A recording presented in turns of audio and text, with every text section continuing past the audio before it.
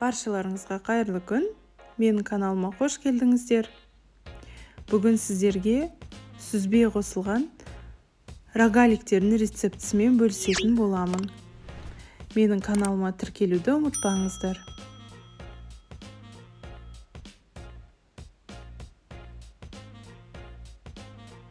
Бізге қажет болады 200 грамм творог, 400 грамм ұн, 100 грамм қант, 1 жұмыртқа, 180 грамм маргарин және 1 шай қасық қопсытқыш. Ең алдымен майымызды турап ыдысымызға салып аламыз.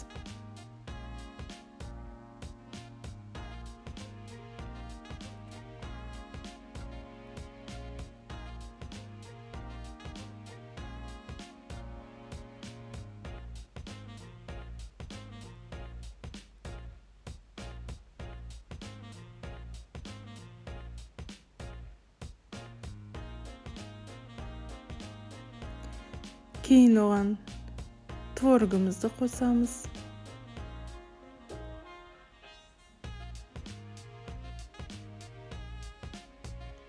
Артынша қант және 1 жұмыртқамызды жарамыз.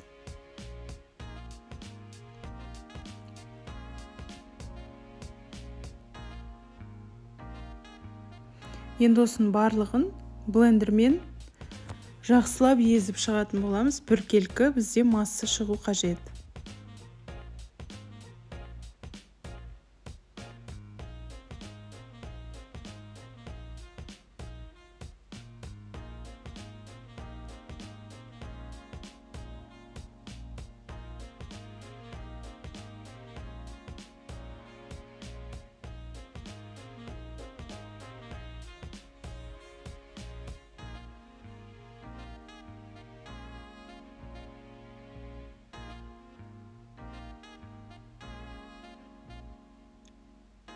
Міне біздің массамыз біркелкі болып дайындалды.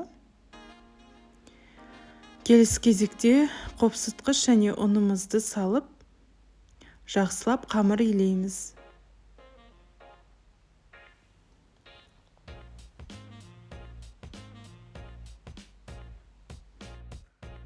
Егерде көрсетілген ұн құрамы сізге аз болып жатса, онда сәл үстінен қоссаңыздар болады. Қолдарыңызға жабыспайтын жақсы қамыр шығу қажет бізде.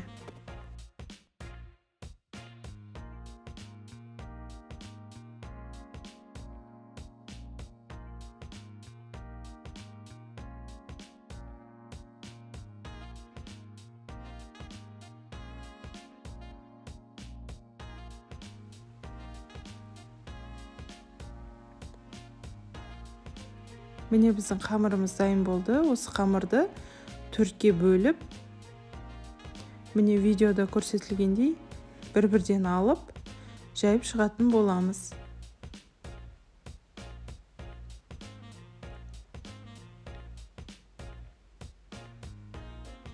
Бетіне біраз ұн сепсеңіздер болады жайған уақытта.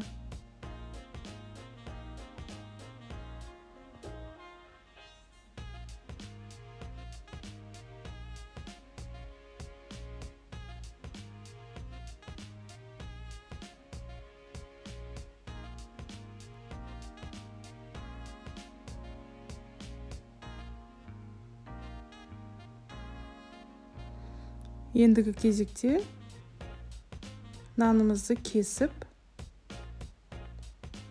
рогаликтердің формасын жасайтын боламыз. Қалауларыңызша үлкен немесе кішірек қып кессеңіздер болады. Және де қаласаңыздар, рогаликтерге әртүрлі салма салсаңыздар болады.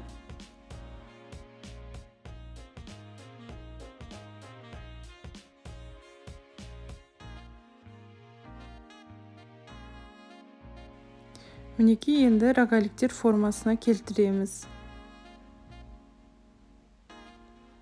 Алдын ала пештің табасына пергамент қағазын төсеп дайындап қойыңыздар.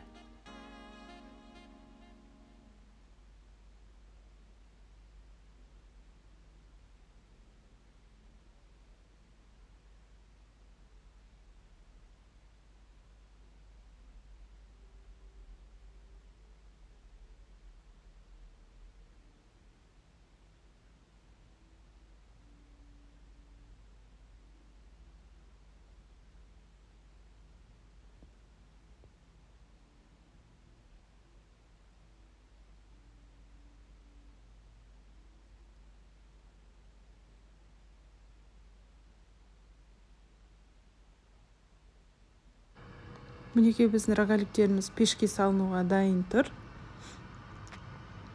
200 градус қызып тұрған пеште 20-25 минут пісіретін боламыз.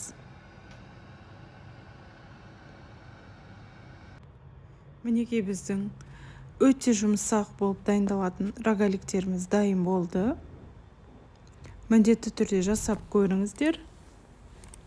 Каналыма тіркеліп лайк басуды ұмытпаңыздар. Астарыңыз дәмді болсын.